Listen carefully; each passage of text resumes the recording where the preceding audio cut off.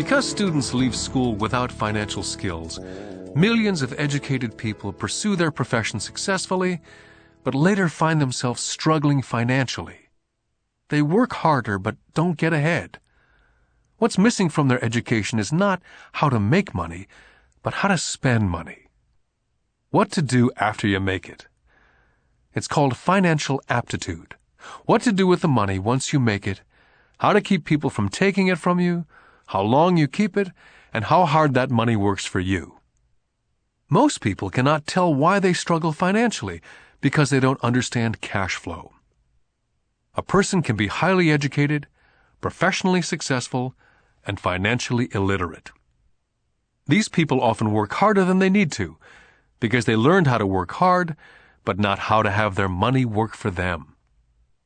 The moving picture show of hard-working people has a set pattern. Recently married, the happy, highly educated young couple move in together in one of their cramped rented apartments. Immediately they realize that they're saving money because two can live as cheaply as one. The problem is, the apartment is cramped. They decide to save money to buy their dream home so they can have kids. They now have two incomes, and they begin to focus on their careers. Their incomes begin to increase.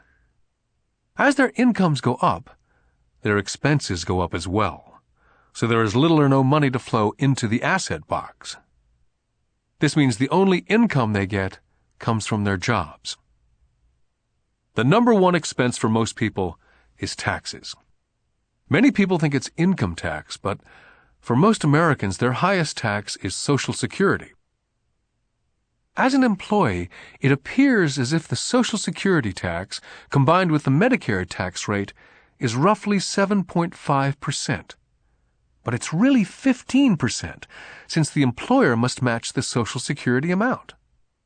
In essence, it is money the employer cannot pay you.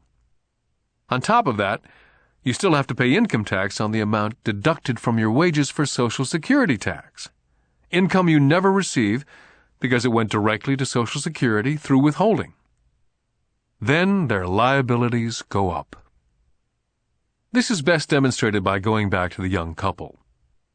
As a result of their incomes going up, they decide to go out and buy the house of their dreams. Once in their house, they have a new tax, called property tax. Then they buy a new car, new furniture, and new appliances to match their new house. All of a sudden, they wake up, and their liabilities column is full of mortgage debt and credit card debt. They're now trapped in the rat race. A child comes along. They work harder. The process repeats itself. More money and higher taxes, also called bracket creep. A credit card comes in the mail. They use it. It maxes out. A loan company calls and says their greatest asset, their home, has appreciated in value. The company offers a bill consolidation loan because their credit is so good and tells them the intelligent thing to do is clear off the high-interest consumer debt by paying off their credit card. And besides, interest on their home is a tax deduction. They go for it and pay off those high-interest credit cards. They breathe a sigh of relief. Their credit cards are paid off. They've now folded their consumer debt into their home mortgage. Their payments go down because they extend their debt over 30 years. It is the smart thing to do. Their neighbor calls to invite them to go shopping. The Memorial Day sale is on.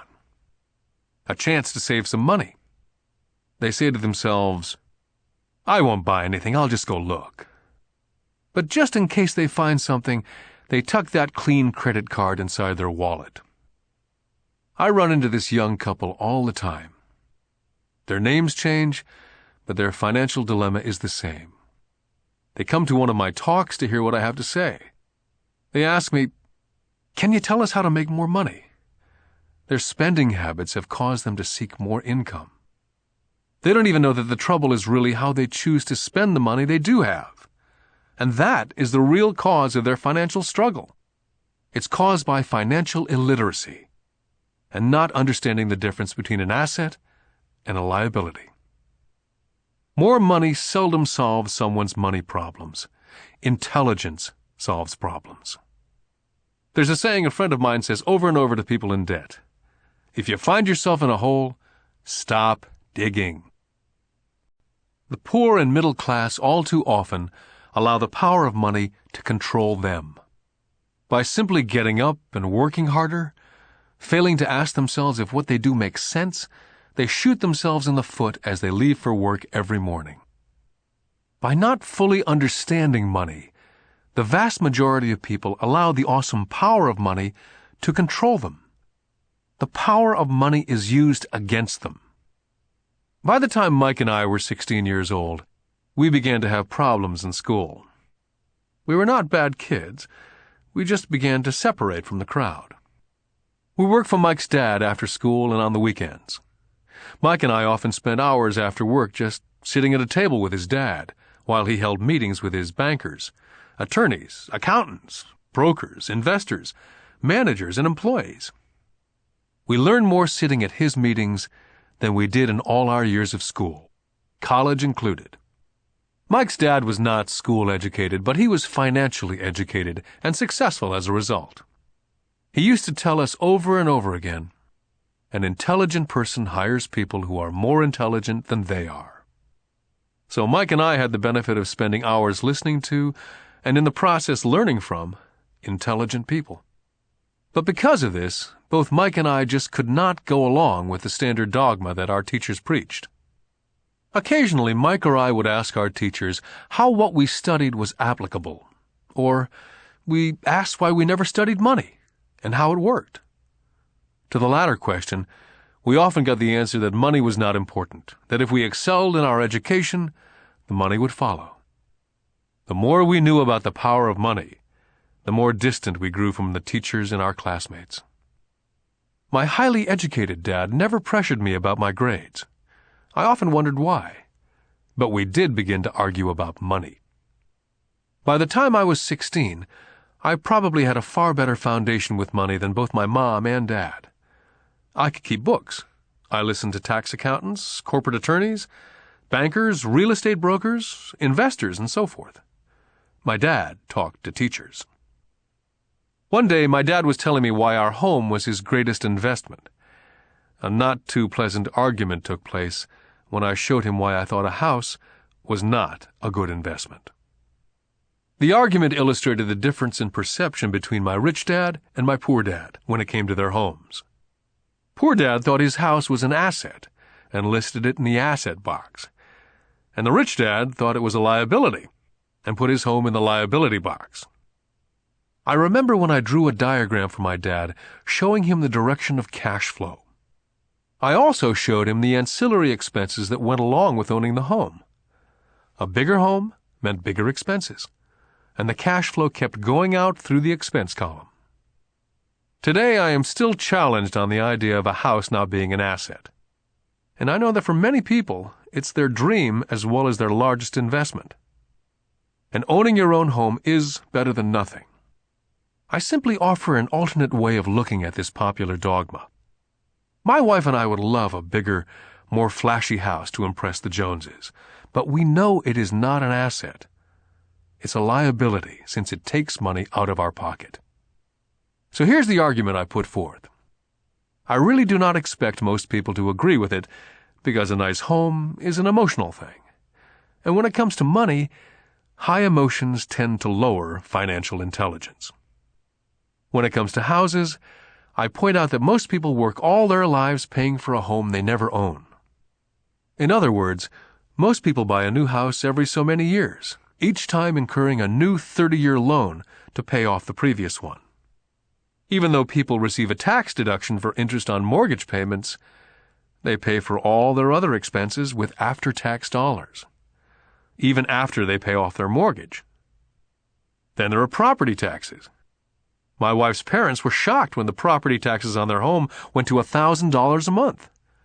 This was after they'd retired, so the increase put a strain on their retirement budget, and they felt forced to move. Also, houses do not always go up in value. I still had friends who owe $1 million for a home that will today sell for only $700,000. Finally, the greatest losses of all are those from missed opportunities. If all your money is tied up in your house, you may be forced to work harder because your money continues blowing out of the expense column instead of adding to the asset column. The classic middle-class cash flow pattern. If a young couple would put more money into their asset column early on, their later years would get easier, especially as they prepared to send their children to college. Their assets would have grown and would be available to help cover expenses. All too often, a house only serves as a vehicle for incurring a home equity loan to pay for mounting expenses. In summary, the end result in making a decision to own a house that is too expensive in lieu of starting an investment portfolio early on impacts an individual in at least the following 3 ways. Number 1, loss of time, during which other assets could have grown in value. Number 2, loss of additional capital, which could have been invested instead of paying for high-maintenance expenses related directly to the home. Number 3, loss of education. Too often people count their house, savings, and retirement plan as all they have in their asset column. Because they have no money to invest, they simply do not invest. This costs them investment experience. Most never become what the investment world calls a sophisticated investor. And the best investments are usually first sold to sophisticated investors, who then turn around and sell them to the people playing it safe.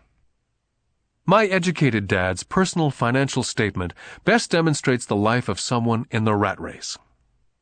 His expenses seem to always keep up with his income, never allowing him to invest in assets. As a result, his liabilities, such as his mortgage and credit card debts, are larger than his assets. My rich dad's personal financial statement, on the other hand, reflects the results of a life dedicated to investing and minimizing liabilities. His assets greatly exceed his liabilities. A review of my rich dad's financial statement is why the rich get richer. The asset column generates more than enough income to cover expenses, with the balance reinvested into the asset column. The asset column continues to grow, and therefore the income it produces grows with it. The result being, the rich get richer. The middle class finds itself in a constant state of financial struggle. Their primary income is through wages, and as their wages increase, so do their taxes. Their expenses tend to increase in equal increments as their wages increase, hence the phrase, the rat race. They treat their home as their primary asset instead of investing in income-producing assets. Remember, the most important rule is to know the difference between an asset and a liability. Once you understand the difference, concentrate your efforts on only buying income-generating assets. That's the best way to get started on a path to becoming rich. Keep doing that, and your asset column will grow. Focus on keeping liabilities and expenses down. This will make more money available to continue pouring into the asset column. This pattern of treating your home as an investment, and the philosophy that a pay raise means you can buy a larger home or spend more, is the foundation of today's debt-ridden society. This process of increased spending throws families into greater debt and into more financial uncertainty, even though they may be advancing in their jobs and receiving pay raises on a regular basis. This is high-risk living caused by weak financial education. As an employee who's also a homeowner, your working efforts are generally as follows. You work for someone else. Most people, working for a paycheck, are making the owner or the shareholders richer. Your efforts and success will help provide for the owner's success and retirement. Next, you work for the government. The government takes its share from your paycheck before you even see it. By working harder, you simply increase the amount of taxes taken by the government. Most people work from January to May just for the government. And finally, you work for the bank.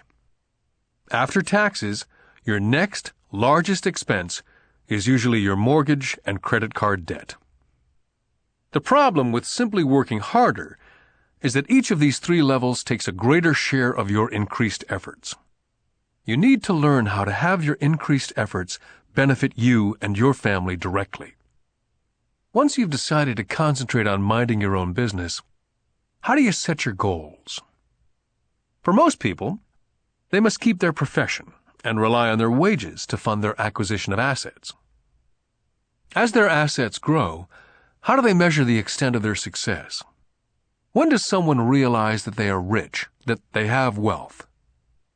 As well as having my own definitions for assets and liabilities, I also have my own definition for wealth.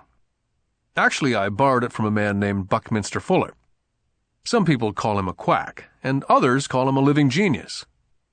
Years ago, he got all the architects buzzing because he applied for a patent in 1961 for something called a geodesic dome. But in the application, Fuller also said something about wealth. It was pretty confusing at first, but after reading it for a while, it began to make some sense. Wealth is a person's ability to survive so many number of days forward. Or, if I stopped working today, how long could I survive? Unlike net worth, the difference between your assets and liabilities, which is often filled with a person's expensive junk and opinions of what things are worth, this definition creates the possibility for developing a truly accurate measurement. I could now measure and really know where I was in terms of my goal to become financially independent. Although net worth often includes these non-cash producing assets like stuff you bought that now sits in your garage, wealth measures how much money your money is making, and therefore your financial survivability. Wealth is the measure of the cash flow from the asset column compared with the expense column. Let's use an example. Let's say I have a cash flow from my asset column of $1,000 a month, and I have monthly expenses of $2,000. What's my wealth? Let's go back to Buckminster Fuller's definition. Using his definition, how many days forward can I survive?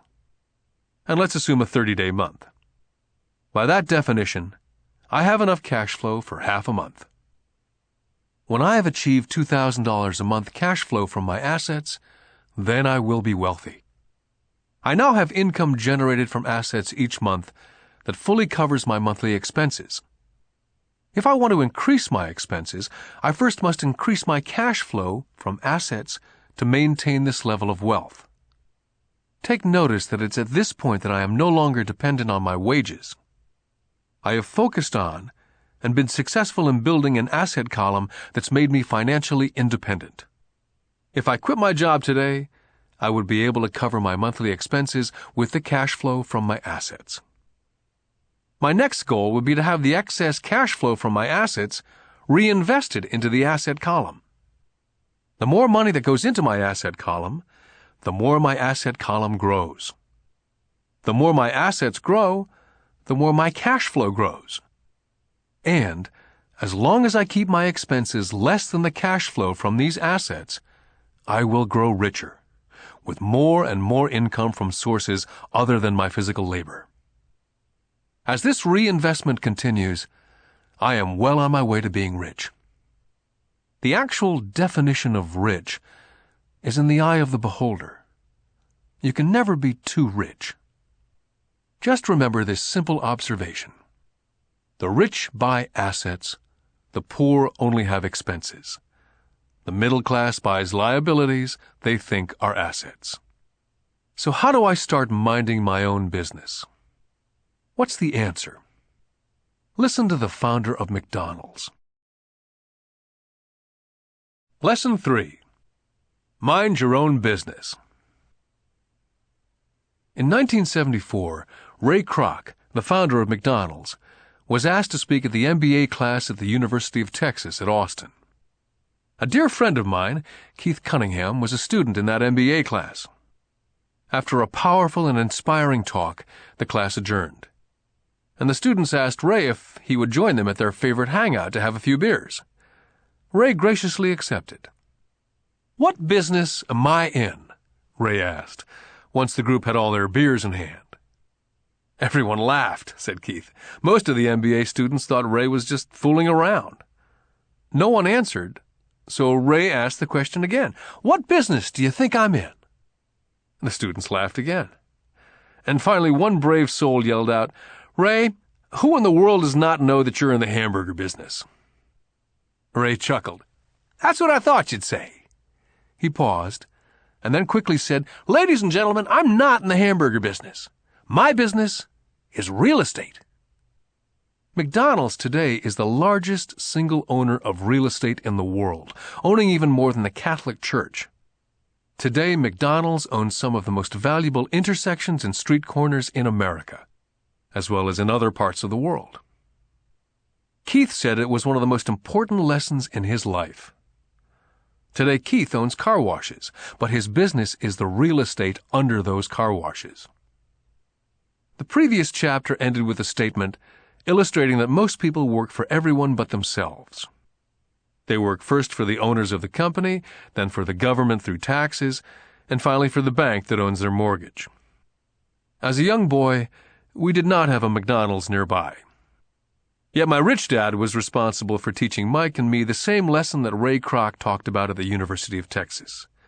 It is secret number 3 of the rich. The secret is, mind your own business. Financial struggle is often directly the result of people working all their life for someone else. Many people will have nothing at the end of their working days. Our current educational system focuses on preparing today's youth to get good jobs by developing scholastic skills. Their lives will revolve around their wages, or, as described earlier, their income column. And after developing scholastic skills, they go on to higher levels of schooling to enhance their professional abilities. They study to become engineers, scientists, cooks, police officers, artists, writers, and so on. These professional skills allow them to enter the workforce and work for money. There's a big difference between your profession and your business. Often I ask people, "What's your business?" And they will say, "Oh, I'm a banker." Then I ask them if they own the bank, and they usually respond, "No, I work there." In that instance, they've confused their profession with their business. Their profession may be a banker, but they still need their own business. Ray Kroc was clear on the difference between his profession and his business. His profession was always the same. He was a salesman. At one time, he sold mixers for milkshakes, and soon thereafter he was selling hamburger franchises. But while his profession was selling hamburger franchises, his business was the accumulation of income-producing real estate. To become financially secure, a person needs to mind their own business. Your business revolves around your asset column, as opposed to your income column. As stated earlier, the number one rule is to know the difference between an asset and a liability, and to buy assets. The rich focus on their asset columns, while everyone else focuses on their income statements. That's why we hear so often, "I need a raise. If only I had a promotion. I'm going back to school to get more training so I can get a better job. I'm going to work overtime. Maybe I can get a second job. I'm quitting in 2 weeks. I've found a job that pays more." In some circles, these are sensible ideas. Yet if you listen to Ray Kroc, you're still not minding your own business. These ideas all still focus on the income column, and will only help a person become more financially secure if the additional money is used to purchase income-generating assets. The primary reason the majority of the poor and middle class are fiscally conservative, which means I can't afford to take risks, is that they have no financial foundation. They have to cling to their jobs. They have to play it safe. When downsizing became the in thing to do, millions of workers found out that their largest so-called asset, their home, was eating them alive. Their asset, called a house, still cost them money every month. Their car, another asset, was eating them alive. The golf clubs in the garage that cost $1,000 were not worth $1,000 anymore. Without job security, they had nothing to fall back on. what they thought were assets could not help them survive in a time of financial crisis. So, many people have put themselves in deep financial trouble when they run short of income. To raise cash, they sell their assets. First, their personal assets can generally be sold for only a fraction of the value that's listed in their personal balance sheet. Or, if there's a gain on the sale of the assets, they're taxed on the gain. So again, the government takes its share of the gain, thus reducing the amount available to help them out of debt. That's why I say someone's net worth is often worth less than they think. Start minding your own business. Keep your daytime job, but start buying real assets, not liabilities or personal effects that have no real value once you get them home. A new car loses nearly 25% of the price you pay for it the moment you drive it off the lot. It's not a true asset, even if your banker lets you list it as one. My $400 new titanium driver was worth $150 the moment I teed off. For adults, keep your expenses low, reduce your liabilities, and diligently build a base of solid assets. For young people who've not yet left home, it's important for parents to teach them the difference between an asset and a liability. Get them to start building a solid asset column before they leave home, get married, buy a house, have kids, and get stuck in a risky financial position, clinging to a job and buying everything on credit. I see so many young couples who get married and trap themselves into a lifestyle that will not let them get out of debt for most of their working years. For most people, just as the last child leaves home, the parents realize they have not adequately prepared for retirement and they begin to scramble to put some money away. Then their own parents become ill and they find themselves with new responsibilities. So, what kind of assets am I suggesting that you or your children acquire? In my world, real assets fall into several different categories. First, businesses that do not require my presence. I own them, but they're managed or run by other people. If I have to work there, it's not a business. It becomes my job.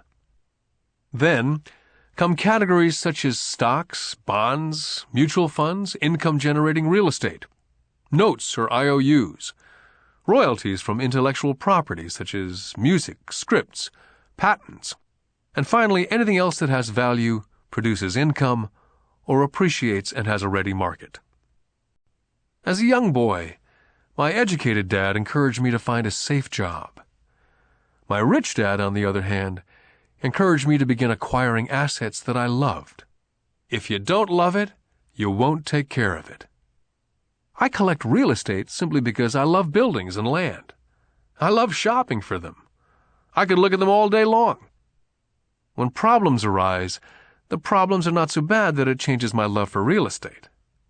For people who hate real estate, they shouldn't buy it. I love stocks of small companies, especially startups.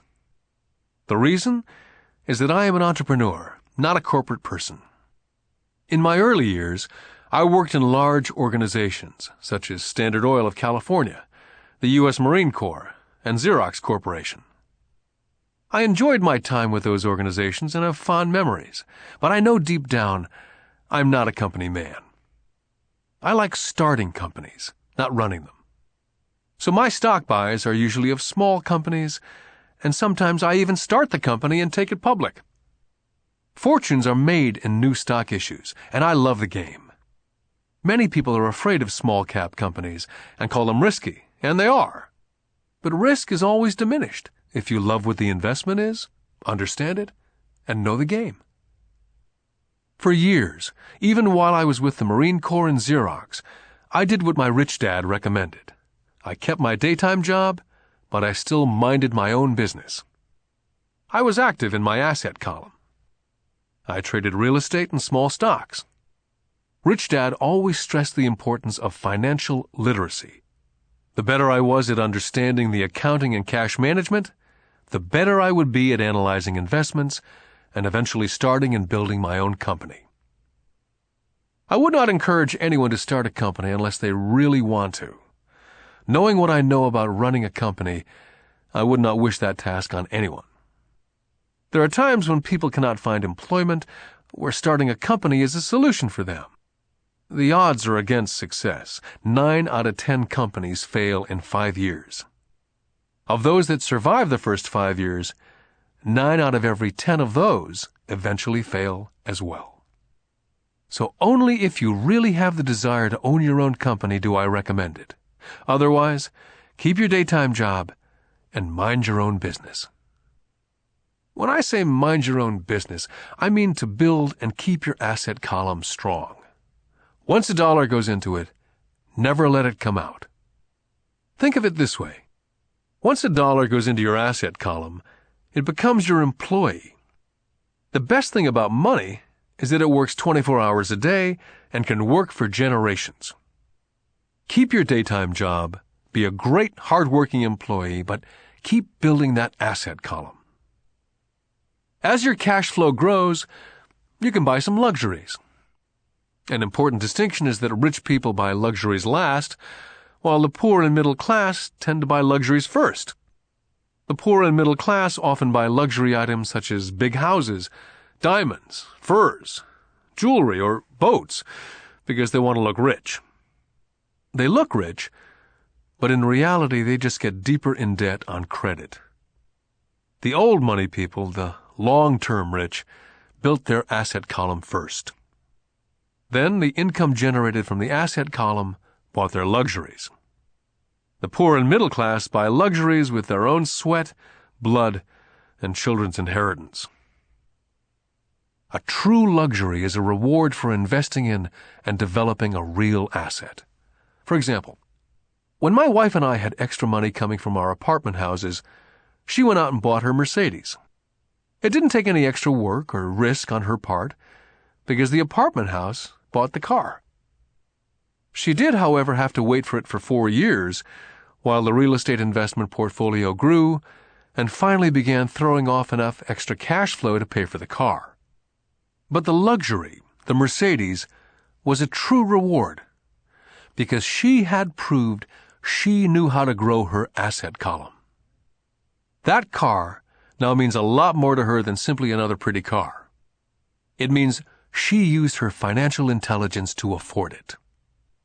What most people do is they impulsively go out and buy a new car or some other luxury on credit. They may feel bored and just want a new toy. Buying a luxury on credit often causes a person to sooner or later actually resent that luxury because the debt on the luxury becomes a financial burden. After you've taken the time and invested in and built your own business, you're now ready to add the magic touch, the biggest secret of the rich. The secret that puts the rich way ahead of the pack. The reward at the end of the road for diligently taking the time to mind your own business. Lesson 4.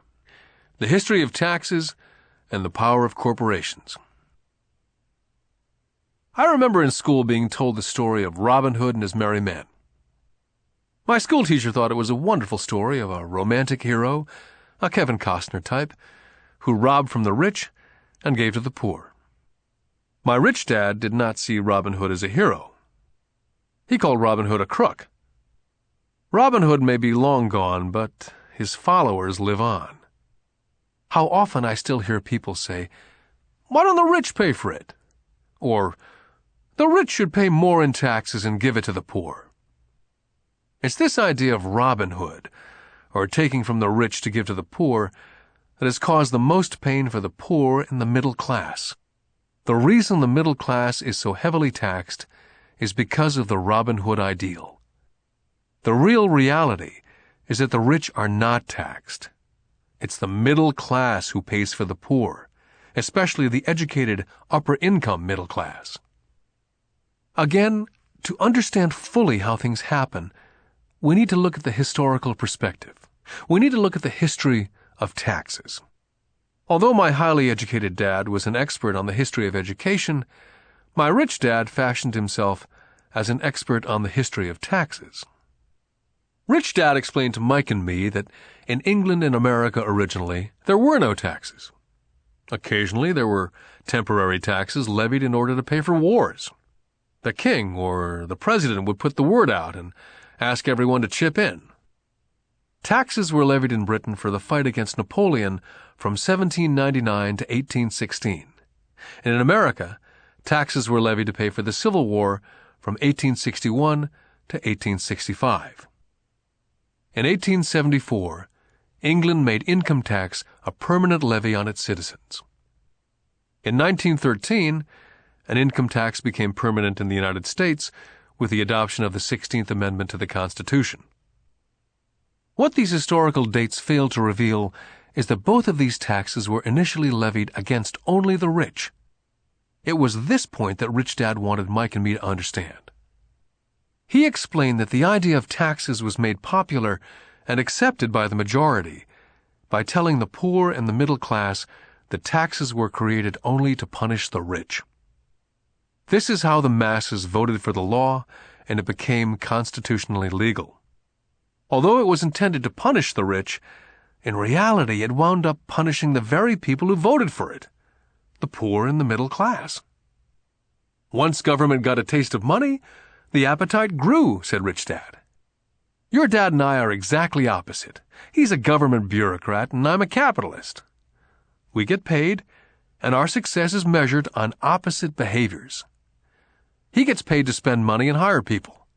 The more he spends and the more people he hires, the larger his organization becomes. In the government, the larger his organization, the more he's respected. On the other hand, within my organization, the fewer people I hire and the less money I spend, the more I'm respected by my investors.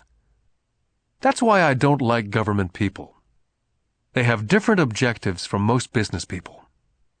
As the government grows, more and more tax dollars will be needed to support it.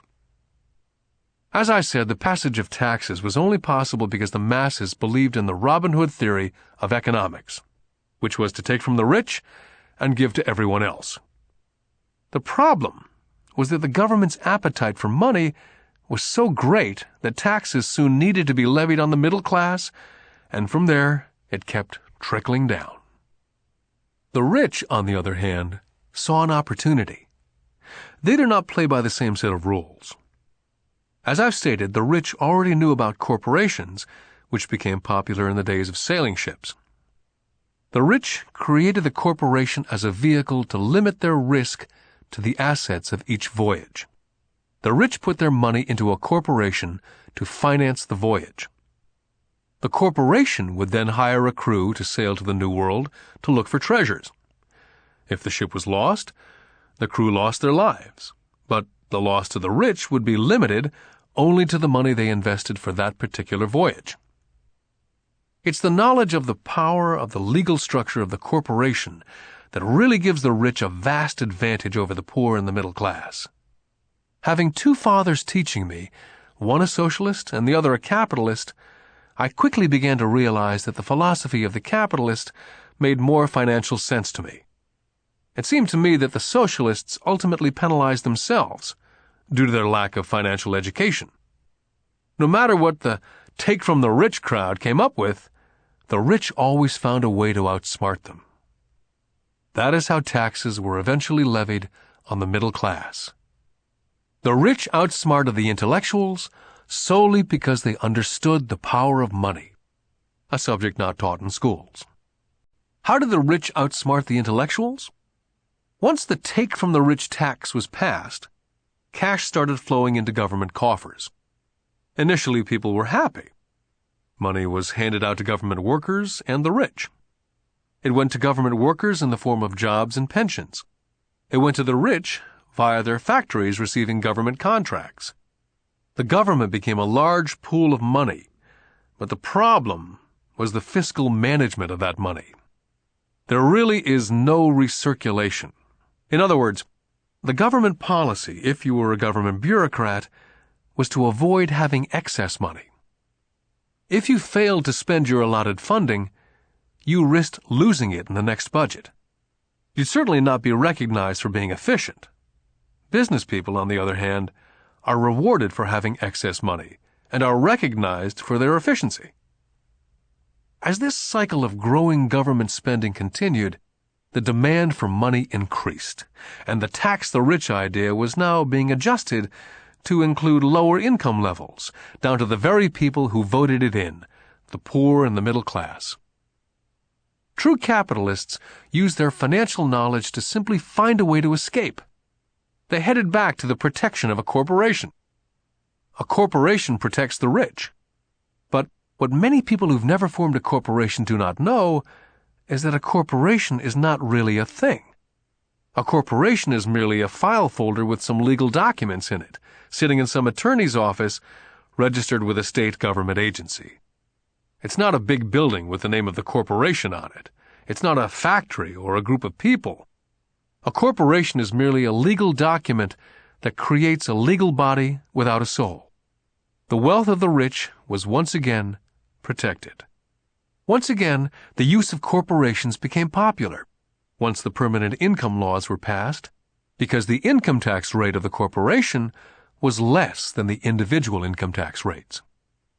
In addition, as I said earlier, certain expenses could be paid with pre-tax dollars within the corporation. This war between the haves and the have-nots has been going on for hundreds of years. It's the take from the rich crowd versus the rich. The battle is waged whenever and wherever laws are made. The battle will go on forever. The problem is, the people who lose are the uninformed, the ones who get up every day and diligently go to work and pay taxes. If they only understood the way the rich play the game, they could play it too. Then they would be on their way to their own financial independence. This is why I cringe every time I hear a parent advise their children to go to school so they can find a safe, secure job. An employee with a safe, secure job without financial aptitude has no escape. Average Americans today work 5 to 6 months for the government before they make enough to cover their taxes. In my opinion, that is a long time. The harder you work, the more you pay the government. That's why I believe that the idea of take from the rich backfired on the very people who voted it in. Every time people try to punish the rich don't simply comply, they react. They have the money, power, and intent to change things. They do not just sit there and voluntarily pay more taxes.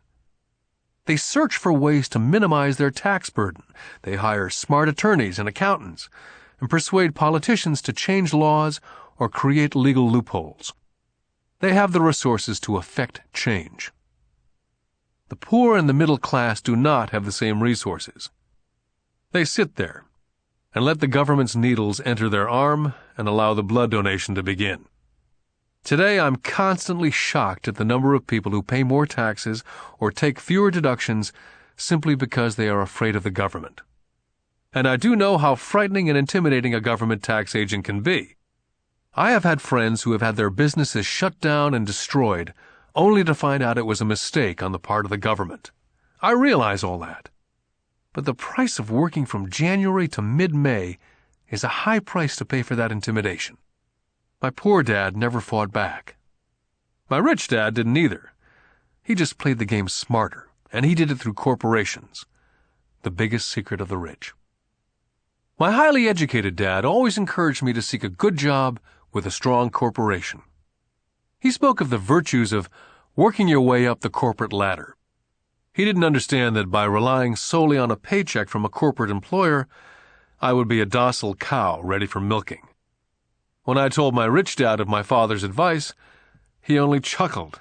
"Why not own the ladder?" was all he said.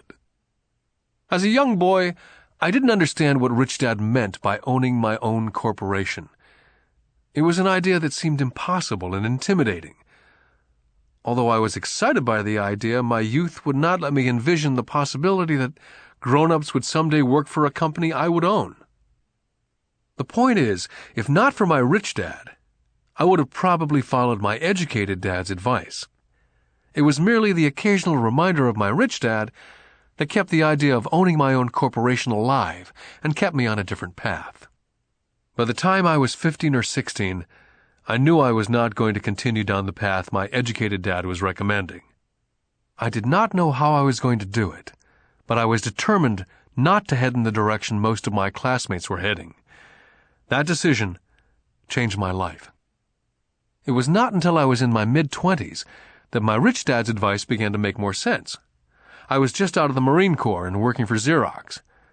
I was making a lot of money, but every time I looked at my paycheck, I was always disappointed. The deductions were so large, and the more I worked, the greater the deductions. As I became more successful, my bosses talked about promotions and raises. It was flattering, but I could hear my rich dad asking me in my ear, "Who are you working for? Who are you making rich?" In 1974, while still an employee for Xerox, I formed my first corporation and began minding my own business. There were already a few assets in my asset column, but now I was determined to focus on making it bigger. Those paychecks with all the deductions made all the years of my rich dad's advice make total sense. I could see the future if I followed my educated dad's advice. Many employers feel that advising their workers to mind their own business is bad for business. I'm sure it can be for certain individuals, but for me, focusing on my own business, developing assets, made me a better employee. I now had a purpose. I came in early and worked diligently, amassing as much money as possible so I could begin investing in real estate. Hawaii was just set to boom, and there were fortunes to be made. The more I realized we were in the beginning stages of a boom, the more Xerox machines I sold. The more I sold, the more money I made, and of course, the more deductions there were from my paycheck. It was inspiring. I wanted out of the trap of being an employee so badly that I worked harder, not less. By 1978, I was consistently one of the top 5 salespeople in sales, often number 1. I badly wanted out of the rat race. In less than 3 years, I was making more in my own little corporation, which was a real estate holding company, than I was making at Xerox. And the money I was making in my asset column in my own corporation was money working for me, not me pounding on doors selling copiers. My rich dad's advice made much more sense. Soon the cash flow from my properties was so strong that my company bought me my first Porsche. My fellow Xerox salespeople thought I was spending my commissions. I wasn't. I was investing my commissions in assets. My money was working hard to make more money. Each dollar in my asset column was a great employee, working hard to make more employees and buy the boss a new Porsche with before-tax dollars. I began to work harder for Xerox. The plan was working, and my Porsche was the proof. By using the lessons I learned from my rich dad, I was able to get out of the proverbial rat race of being an employee at an early age. It was made possible because of the strong financial knowledge I'd acquired through these lessons. Without this financial knowledge, which I call my financial IQ, my road to financial independence would have been much more difficult. I now teach others through financial seminars in the hope that I may share my knowledge with them. Whenever I do my talks, I remind people that financial IQ is made up of knowledge from 4 broad areas of expertise. The first area is accounting, what I call financial literacy, a vital skill if you want to build an empire. The more money you're responsible for, the more accuracy is required, or the house comes tumbling down. This is the left brain side, or the details. Financial literacy is the ability to read and understand financial statements. This ability allows you to identify the strengths and weaknesses of any business. The second is investing, what I call the science of money-making money. This involves strategies and formulas. This is the right brain side, or the creative side. Next, you must obtain expertise in understanding markets, the science of supply and demand. There's a need to know the technical aspects of the market, which is emotion-driven. The Tickle Me Elmo doll during Christmas 1996 is a case of technical or emotion-driven market. The other market factor is the fundamental or the economic sense of an investment. Does an investment make sense, or does it not make sense based on the current market conditions? Finally, you must understand the law. For instance, utilizing a corporation wrapped around the technical skills of accounting, investing, and markets can aid explosive growth. An individual with the knowledge of the tax advantages and protection provided by a corporation can get rich so much faster than someone who's an employee or a small business sole proprietor. It's like the difference between someone walking and someone flying. The difference is profound when it comes to long-term wealth. A corporation can do so many things that an individual cannot, like pay for expenses before it pays taxes. That is a whole area of expertise that is so exciting, but not necessary to get into unless you have sizable assets or a business. Employees earn and get taxed, and they try to live on what's left. A corporation earns, spends everything it can, and is taxed on anything that's left. It's one of the biggest legal tax loopholes that the rich use. They're easy to set up and are not expensive if you own investments that are producing good cash flow. For example, by owning your own corporation, car payments, insurance, repairs are company expenses. Most restaurant meals are partial expenses, and on and on. All are paid for legally with pre-tax dollars. Lesson 5. The Rich Invent Money. I've been teaching professionally since 1984. It's been a great experience and rewarding. It's also a disturbing profession, for I've taught thousands of individuals, and I see one thing in common in all of us, myself included. We all have tremendous potential, and we are all blessed with gifts. Yet the one thing that holds all of us back is some degree of self-doubt. It's not so much the lack of technical information that holds us back, but more the lack of self-confidence. Some are more affected than others. Once we leave school, most of us know that it's not as much a matter of college degrees or good grades that count.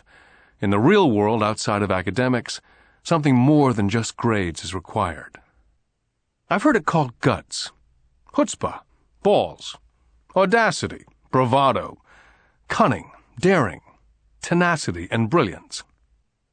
This factor, whatever it's labeled, ultimately decides one's future much more than school grades.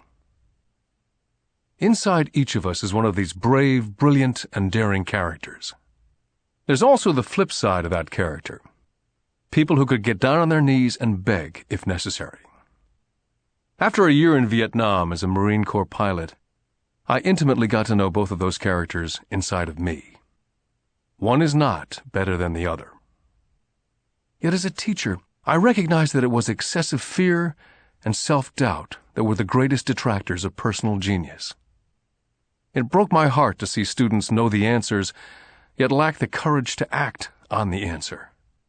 Often in the real world, it's not the smart that get ahead, but the bold. In my personal experience, your financial genius requires both technical knowledge as well as courage. If fear is too strong, the genius is suppressed. In my classes, I strongly urge students to learn to take risks, to be bold, to let their genius convert that fear into power and brilliance. It works for some and just terrifies others. I've come to realize that for most people, when it comes to the subject of money, they would rather play it safe. I've had to field questions such as, why take risks? Why should I bother developing my financial IQ? Why should I become financially literate? And I answer, just to have more options. There are huge changes up ahead. There will be 100 people like Bill Gates and hugely successful companies like Microsoft created every year, all over the world. And there also will be many more bankruptcies, layoffs, and downsizing. So why bother developing your financial IQ? Because if you do, you will prosper greatly. And if you don't, this period of time will be a frightening one. Land was wealth 300 years ago. So the person who owned the land owned the wealth. Then it was factories and production. And America rose to dominance. The industrialist owned the wealth. Today, it's information. And the person who has the most timely information owns the wealth. The problem is, information flies all around the world at the speed of light. The new wealth cannot be contained by boundaries and borders as lands and factories were. The changes will be faster and more dramatic. There will be a dramatic increase in the number of new multimillionaires.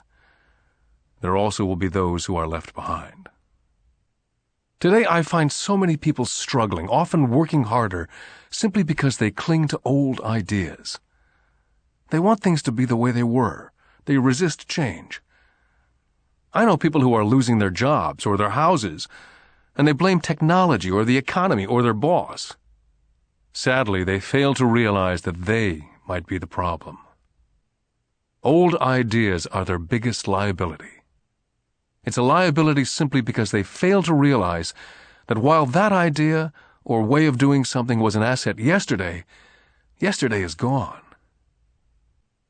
One afternoon I was teaching investing, using a game I'd invented, cash flow, as a teaching tool. A friend had brought someone along to attend the class. This friend of a friend was recently divorced, had been badly burned in the divorce settlement, and was now searching for some answers. Her friend thought the class might help. The game was designed to help people learn how money works. In playing the game, they learn about the interaction of the income statement with the balance sheet. They learn how cash flows between the two, and how the road to wealth is through striving to increase your monthly cash flow from the asset column to the point that it exceeds your monthly expenses. Once you accomplish this, you're able to get out of the rat race and onto the fast track. As I've said, some people hate the game, some love it, and others miss the point. This woman missed a valuable opportunity to learn something. In the opening round, she drew a doodad card with the boat on it. At first she was happy. "Oh, I've got the boat!" Then, as her friend tried to explain how the numbers worked on her income statement and balance sheet, she got frustrated because she had never liked math. The rest of her table waited while her friend continued explaining the relationship between the income statement, balance sheet, and monthly cash flow. Suddenly, when she realized how the numbers worked, it dawned on her that her boat was eating her alive. Later on in the game, she was also downsized and had a child. It was a horrible game for her. After the class, her friend came by and told me that she was upset. She'd come to the class to learn about investing and did not like the idea that it took so long to play a silly game. Her friend attempted to tell her to look within herself, to see if the game reflected on herself in any way. With that suggestion, the woman demanded her money back. She said that the very idea that a game could be a reflection of her was ridiculous. Her money was promptly refunded, and she left. Since 1984, I have made millions simply by doing what the school system does not. In school, most teachers lecture. I hated lectures as a student. I was soon bored, and my mind would drift. In 1984, I began teaching via games and simulations. I always encouraged adult students to look at games as reflecting back to what they know and what they needed to learn. Most importantly, a game reflects back on one's behavior. It's an instant feedback system. Instead of the teacher lecturing you, the game is feeding back a personalized lecture, custom-made just for you. The friend of the woman who left later called to give me an update. She said her friend was fine and had calmed down. In her cooling-off period, she could see some relationships between the game and her life. Just like a board game, the world is always providing us with instant feedback. We could learn a lot if we tuned in more. One day, not long ago, I complained to my wife that the cleaners must have shrunk my pants. My wife gently smiled and poked me in the stomach to inform me that the pants had not shrunk. Something else had expanded. Me. The game Cash Flow was designed to give every player personal feedback. The purpose is to give you options. If you draw the boat card and it puts you into debt, the question is, now what can you do? How many different financial options can you come up with? That's the purpose of the game. To teach players to think and create new and various financial options. I've watched this game played by more than 1,000 people. The people who get out of the rat race in the game the quickest are the people who understand numbers and have creative financial minds. They recognize different financial options. People who take the longest are people who aren't familiar with numbers and often do not understand the power of investing. Rich people are often creative and take calculated risks. There have been people playing cash flow who gain lots of money in the game, but they don't know what to do with it. Most of them have not been financially successful in real life either. Everyone else seems to be getting ahead of them, even though they have money. And that's true in real life. There are a lot of people who have a lot of money and do not get ahead financially. Limiting your options is the same as hanging on to old ideas. I have a friend from high school who now works at 3 jobs. 20 years ago, he was the richest of all my classmates. When the local sugar plantation closed, the company he worked for went down with the plantation. In his mind, he had but one option, and that was the old option: work hard.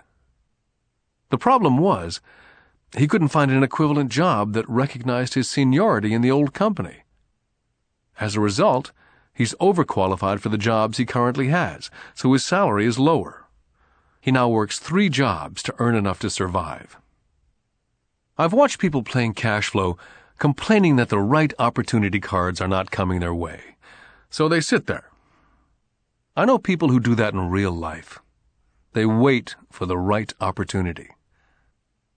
I've watched people get the right opportunity card and then not have enough money. Then they complain they would have gotten out of the rat race if they'd had more money. So they sit there. I know people in real life who do that also. They see all the great deals, but they have no money. And I have people pull a great opportunity card, read it out loud, and have no idea that it's a great opportunity. They have the money, the time is right, they have the card, but they can't see the opportunity staring at them. They fail to see how it fits into their financial plan for escaping the rat race. And I know more people like that than all the others combined. Most people have an opportunity of a lifetime flash right in front of them, and they fail to see it. A year later, they find out about it after everyone else got rich. Financial intelligence is simply having more options. If the opportunities aren't coming your way, what else can you do to improve your financial position? If an opportunity lands in your lap and you have no money and the bank won't talk to you, what else can you do to get the opportunity to work in your favor? If your hunch is wrong and what you've been counting on doesn't happen, how can you turn a lemon into millions? That is financial intelligence. It's not so much what happens, but how many different financial solutions you can think of to turn a lemon into millions. It's how creative you are in solving financial problems. Most people only know one solution: work hard, save, and borrow. So why would you want to increase your financial intelligence? Because you want to be the kind of person who creates your own luck. You can take whatever happens and make it better. Few people realize that luck is created, just as money is. And if you want to be luckier and create money instead of working hard, then your financial intelligence is important. If you're the kind of person who's waiting for the right thing to happen, you might wait for a long time. It's like waiting for all the traffic lights to be green for 5 miles before starting the trip. As young boys, Mike and I were constantly told by my rich dad that money is not real. Rich Dad occasionally reminded us of how close we came to the secret of money on that first day we got together and began making money out of plaster of Paris. The poor and middle class work for money, he would say. The rich make money.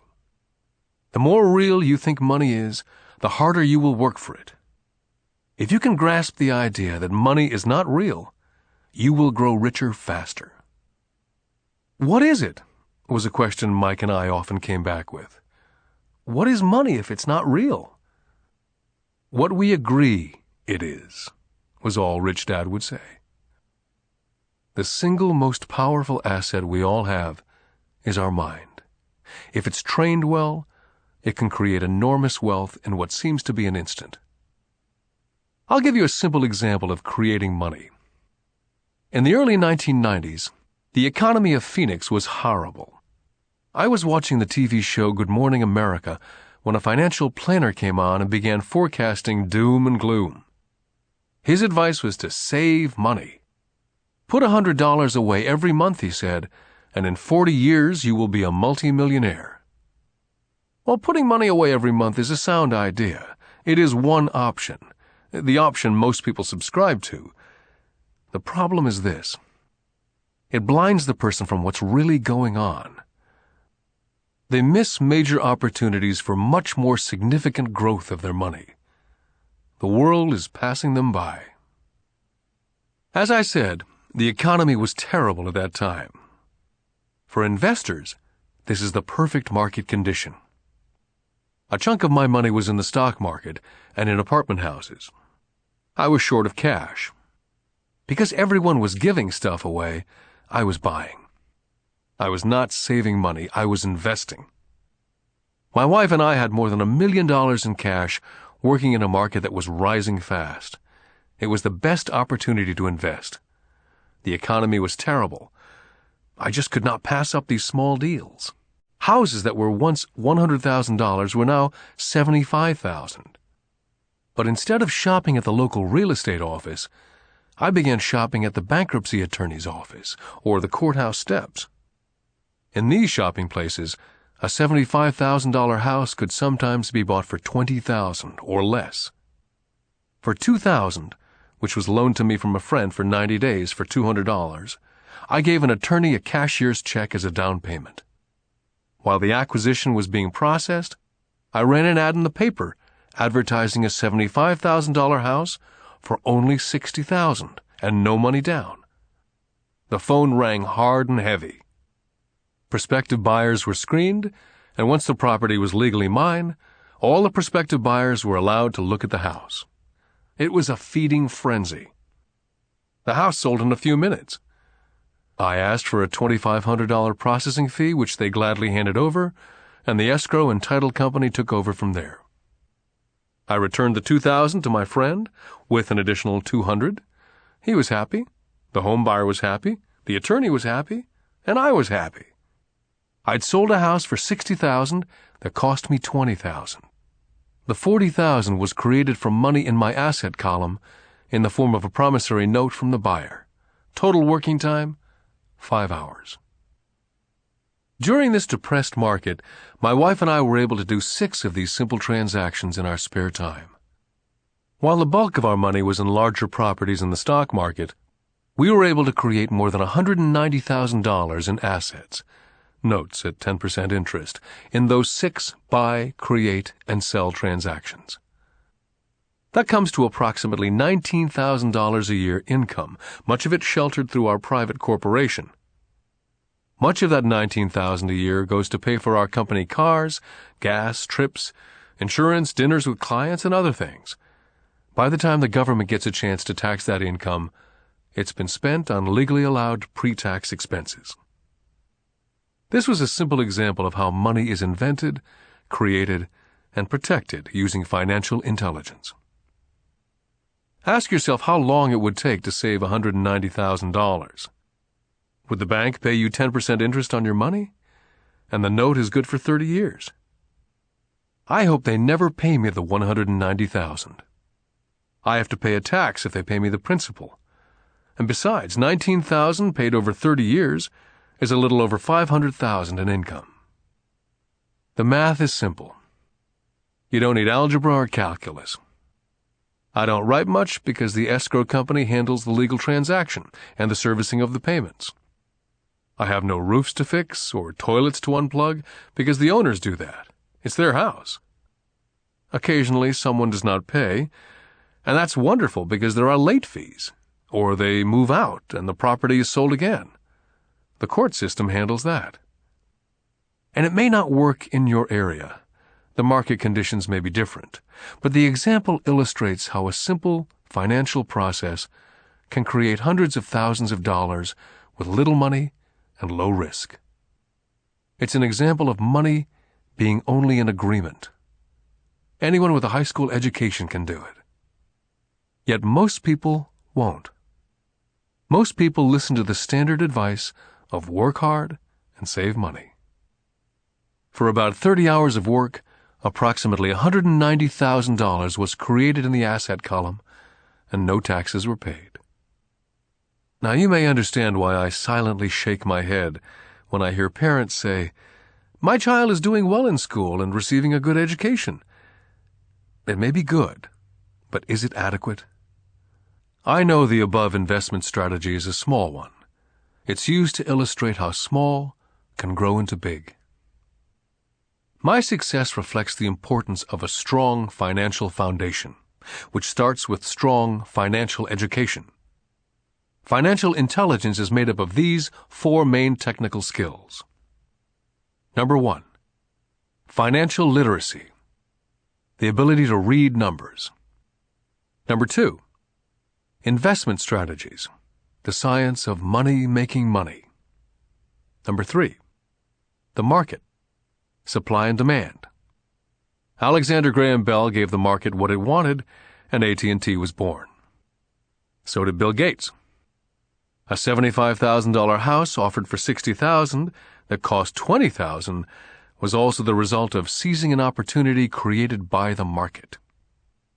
Somebody was buying and someone was selling. Number 4, the law. The awareness of accounting, corporate, state, and national rules and regulations. I recommend playing within the rules. It's this basic foundation, or the combination of these skills, that's needed to be successful in the pursuit of wealth. Whether it be through the buying of small homes, large apartments, companies, stocks, bonds, mutual funds, precious metals, baseball cards, or the like. Personally, I use 2 main vehicles to achieve financial growth: real estate and small stocks. I use real estate as my foundation. Day in and day out, my properties provide cash flow and occasional spurts of growth in value.